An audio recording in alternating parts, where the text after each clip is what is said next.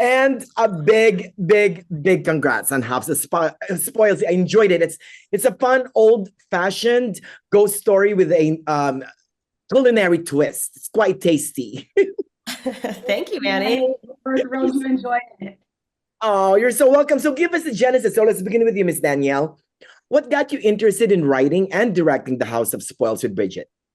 Well, Bridget and I were cooking in our own little witch pot, coming up with ideas, and we threw a lot of ideas around and we were trying to find a mythic tale to tell. And then we thought about what if it was a chef? We want to tell a journey of someone finding their voice and a journey of leadership. And so then we started like leaning into that. And once we did, the movie started just kind of coming together, right, Bridge? Yeah, then we did a lot of research into chefs, and we realized how much we connected with their journeys from our own personal experiences of having to act really tough and in male-dominated work environments, and then trying to undo that later when we're trying to do things on our own accord. And also just how culture has shifted too. We wanted to kind of figure out how we could find our own authentic voices personally, so we were able to draw from our personal experiences, but also be completely into a totally new world, working with chefs and food, and trying to find out what the most uniquely nightmarish journey of a chef could be, to finding her voice. You know, Yes, I oh, go ahead. Go ahead. I love, love, love Ariana here. I mean, she carries the movie from start to finish as just one named chef. And that look she gave in the end, fabulous. So tell us, Bridget, tell us how you zeroed in on her.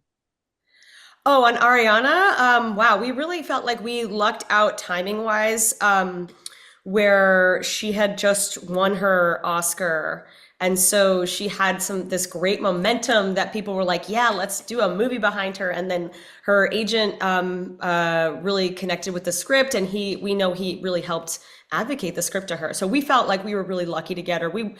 I just remember thinking, watching West Side Story, watching her other clips, like, oh my gosh, this woman could do anything.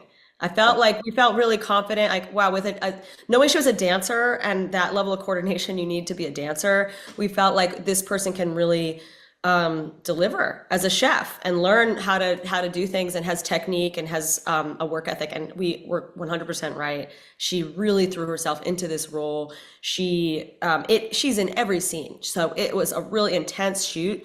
It involved a lot of training to be a chef, to learn knife skills, to learn how to cook a filet, how to do everything so right, with such an extra layer of complexity. It's one thing if you're just doing something, but you had to do things right, and we didn't want those tells of like, holding the knife wrong, so she really took it on and made it her own. We think of Ariana as another author of this character, that she kind of brought her own drive, her ambition, her energy, and hard work ethic into that intensity into this role, in a way that we feel so lucky to have. I told her when I interviewed her, she's great at cutting those vegetables, except one time. Miss Danielle, real quick. I love the mixture of the femininity of the cooking here, the implied femininity of the cooking, with the masculinity of the haunted house trope. Talk to us about that. How did you get the perfect mix for the ingredients, Danielle? Ultimately, we realized, even though we set out to make a movie about finding your voice, it was a movie about leadership. And while sort of like there are these sort of gender expressions getting thrown around in the movie, we ultimately see it as exploring like a different kind of leadership, a leadership that's like has more nurturing, is about connection, is about respect, and is about looking inwards and other than sort of like outward expressions of force or power. And so what we really wanted to do was just sort of explore an arc of a different paradigm shift, going from seeing one kind of leadership as the only way to be, and ending in a whole different state where you can express sort of power differently. So that's Yeah, I just realized, I was like, oh, we have kind of this warrior model for these heroes' journeys.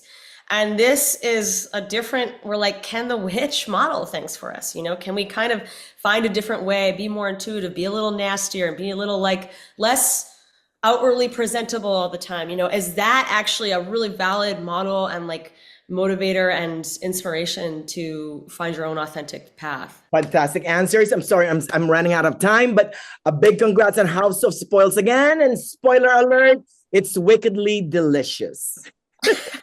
Thank you, Manny. Guys, good luck on everything. Bye.